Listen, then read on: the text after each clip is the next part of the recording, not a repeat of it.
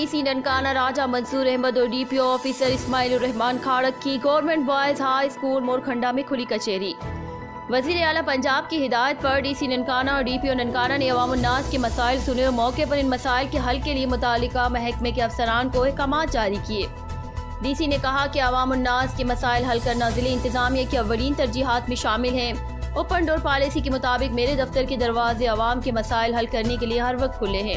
उन्होंने कहा कि जिला भर में दूर दराज इलाकों में खुली कचहरियों के इनेकाद का मकसद है कि शहरी आवाम के साथ देहातों में रहने वाले लोगों के मसाइल फौरी तौर पर हल किए जा सकें।